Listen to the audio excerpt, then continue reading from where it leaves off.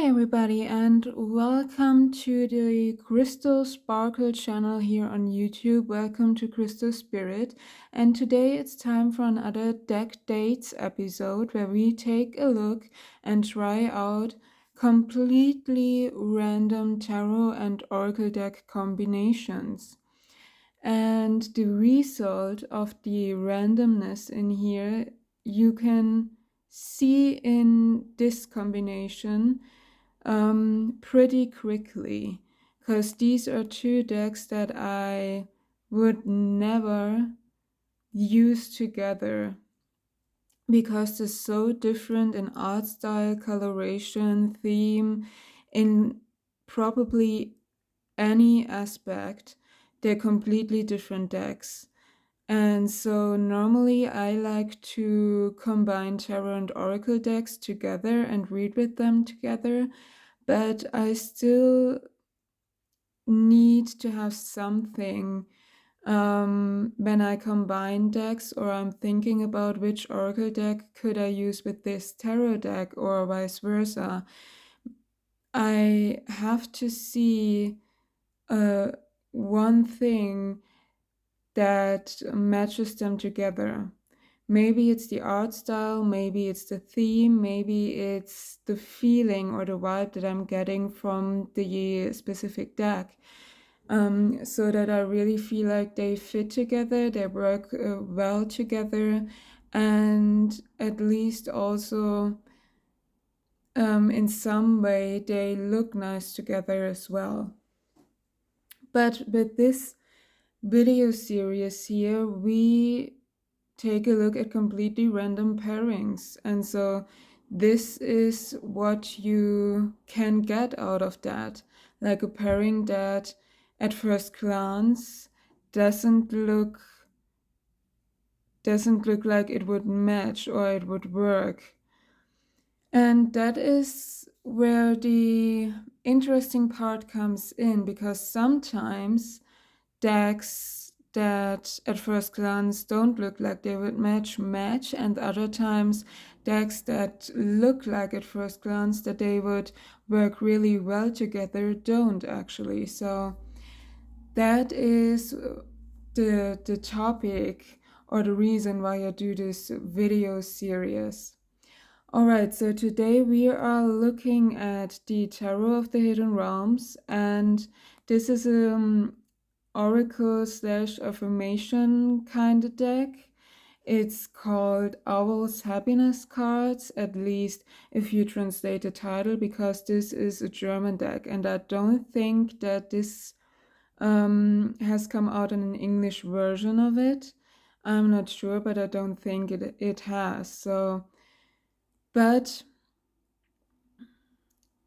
I still think that this is quite interesting, because even if you can't get this deck or I haven't seen it yet, because this is probably the most the pairing where the decks are most different from each other. So, and maybe that's inspiring you to say, okay, well then let's try some random combinations, or let's try two decks that I never thought they would really work together, and see where that leads me. So we drew this this combination in last episode last week, and I worked with it for 1 week. And do I think that this was a complete fail? No. Even though that was my first impression, that they wouldn't match at all, and that it would probably be like a complete nightmare to work with them, and that I can't get them to really interact with each other and to give a clear combined message. That wasn't the case. So it wasn't a nightmare. It wasn't like, oh my god, I can't read with those two decks together. I don't know what they are trying to tell me, or those messages don't fit together at all. That wasn't the case. Would I say that these two decks were a beautiful amazing, perfect match in terms of a deck date. No, I wouldn't say that either, because they work together and they really, the messages that these two decks gave me were did fit as well and made sense, but I don't think that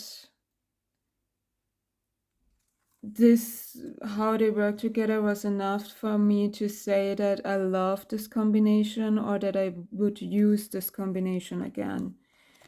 Because I could read with it, I could see where the messages are fitting and where they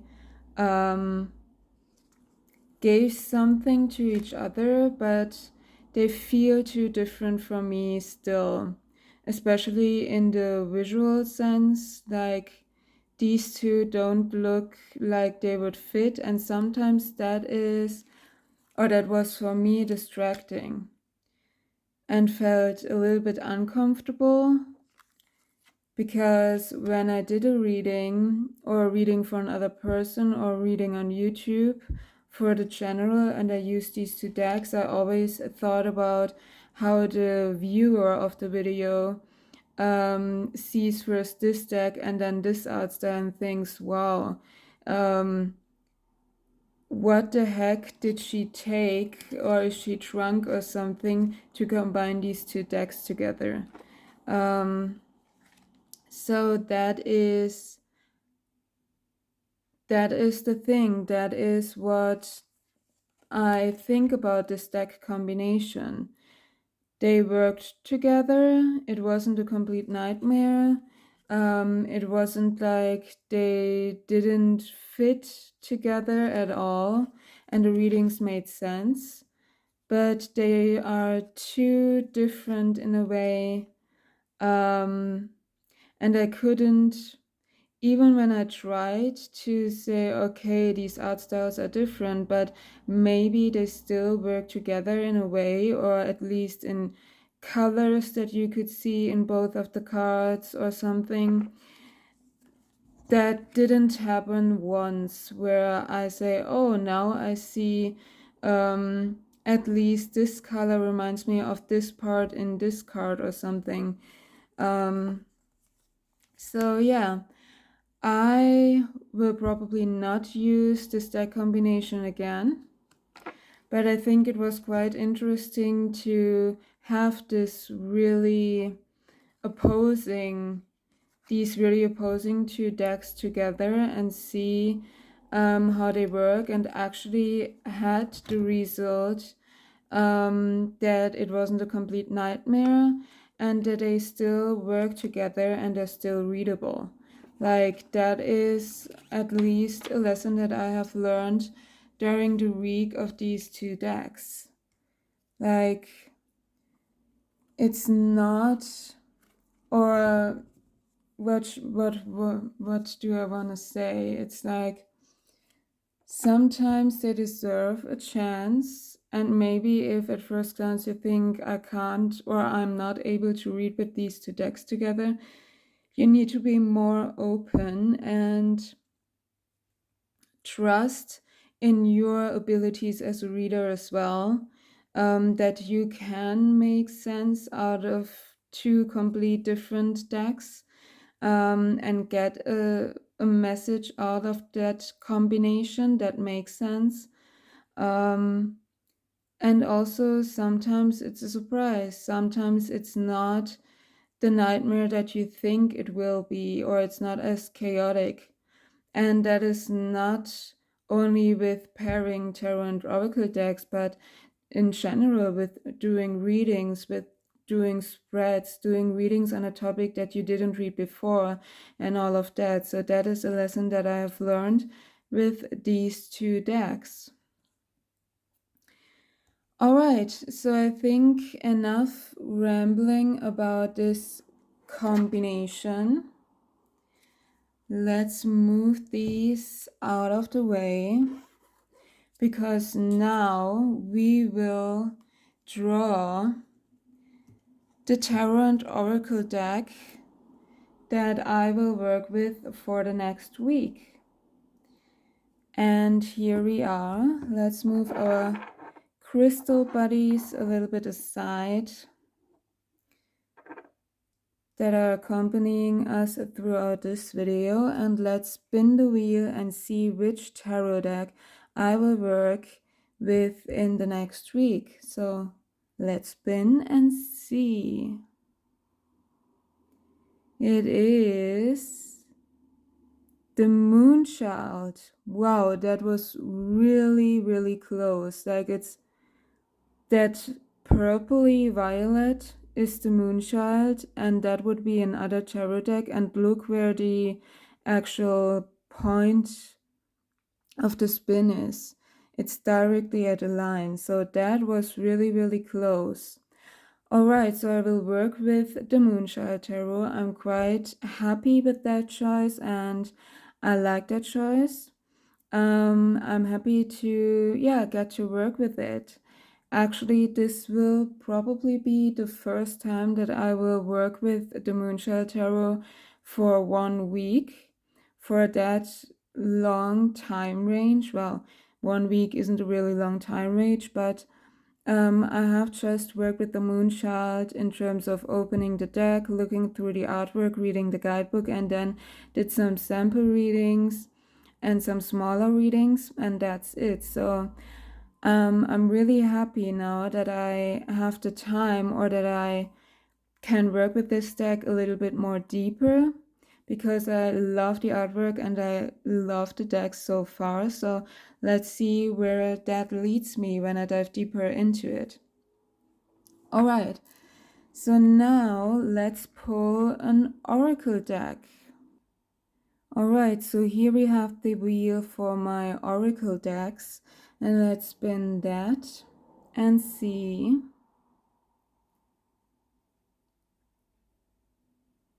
It is the cosmic reading cards. That was also really close. I thought for 1 second that it would be the saltwater reading cards, but then it spinned one more, and it's the cosmic reading cards. Okay, so now I'm going to take the decks and show you guys, and giving my first impression and thoughts of this random tarot and oracle combination. And let's see them for the first time together. So I will be right back. So now I'm back, and here you can see these two decks. So the Moonchild Tarot probably doesn't need any introduction.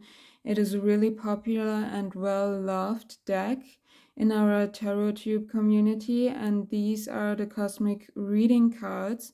This is a mass market deck. It is published by Rockpool Publishing, I think. Yes, it is, and it is by Nari Anastasia. And you can see this is a really, in terms of coloration, this has a lot of blues in there, the Moonchild, and a lot of higher saturated, deeper, and a little bit darker colors. And the Moonchild is more gentle and soft in terms of the coloration, at least overall, when you take a look at these decks. And the Moonchild is in order. As I said, I haven't worked with this a whole lot. I have looked at it, flipped through the cards for myself, read the guidebook, and did 1 or 2 sample readings. And then I put it back into order because this is actually a deck where I want to do something else with. And so I need this deck in order. But now I need to work with it. So after this week working with it, I need to get it in order again. But that doesn't matter because actually I'm excited to work with it and get to know it a little bit better.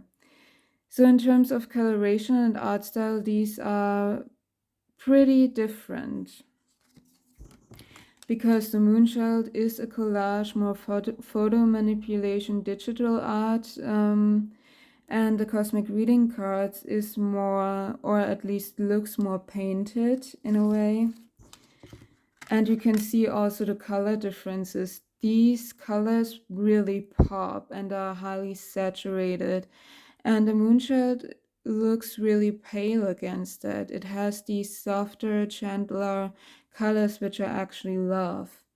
So in terms of art style, probably not the two most fitting decks, but I still think that they can work really well together, or um, that they match really well after the first date, if you're speaking in date language, since this is called the deck date series, because both have a cosmic feel to them. I mean, this is even called cosmic reading cards, and the moonchild is called after the moon, which is like also a cosmic thing.